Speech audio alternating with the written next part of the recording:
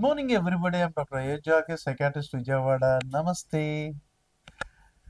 కొంతమంది అడుగుతుంటారు, సార్ ఇప్పుడు మనం డప్పుల మోతని లేకపోతే గుళ్ళకి వెళ్ళినప్పుడు లేకపోతే మన రిలీజియస్గా ఎవరి దేవుడిని వాళ్ళు ప్రార్థిస్తారు కదా, వాటికి వెళ్ళినప్పుడు అక్కడ మేళాలు తాళాలు డప్పులు సౌండ్స్ వాయిద్యాలు లేకపోతే ఫంక్షన్స్లో వీటికి ఒంటి మీదకి ఏదో దేవత ఆవహించినట్లుగా ఊగిపోతుంటారు, పూనకం వచ్చినట్టు, లేకపోతే ఆత్మలు ఆవహించినట్లు వాళ్ళ వాళ్ళ చనిపోయిన తాతో తండ్రో తల్లు ఆవహించి నేనే అప్పారావుని నేనే సుబ్బారావుని అంటారు తప్ప వాళ్ళ అసలు పేరు కూడా చెప్పుకోరు.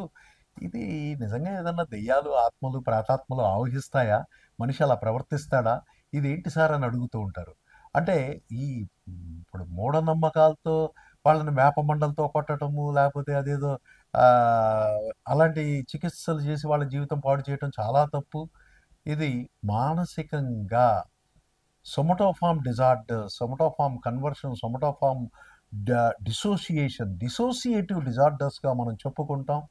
మరి వీటిని గత కాలంలో హిస్టరికల్ డిజార్డర్స్ అని పిలుచుకునే వాళ్ళం.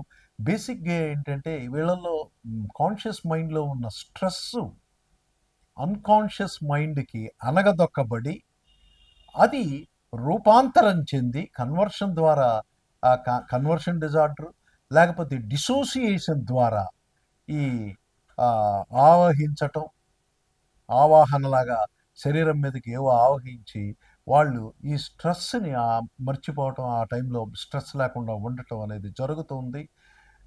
దీనికి ఏదో మూఢనమ్మకాలతో వాళ్ళ జీవితం నాశనం చేయకుండా వాళ్ళ ముందు వాళ్ళు అయ్యో ఇలా అయిపోయారని కంగారు పడి, అంటే దీంట్లో ఏంటంటే స్ట్రెస్ మర్చిపోవటం అనేది ప్రైమరీ గెయిన్ అయితే ఈ అటెండెంట్స్ ఫ్యామిలీ మెంబర్స్ యొక్క ఫోకస్ విపరీతంగా పెరిగిపోయి ఏంటి మా వాళ్ళకి ఏమైంది అనే విపరీతమైన కంగారు పడిపోయి వాళ్ళ అటెన్షన్ ఇస్తాన్ని సెకండరీ గెయిన్ అంటాము. అది కూడా కరెక్ట్ కాదు.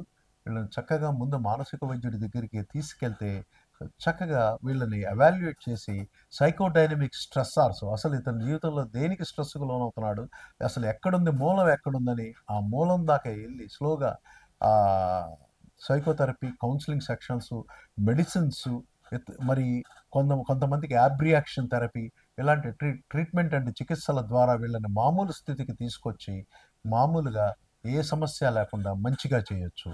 ఇలాంటి వాళ్ళని మానసిక వైద్యం ద్వారా సత్వరమే ఆరోగ్యవంతులుగా చేసే అవకాశం ఉంది. కాబట్టి మీ డాక్టర్ అయ్యొచ్చా కే సైకాట్రిస్ట్ విజయవాడ. నమస్తే.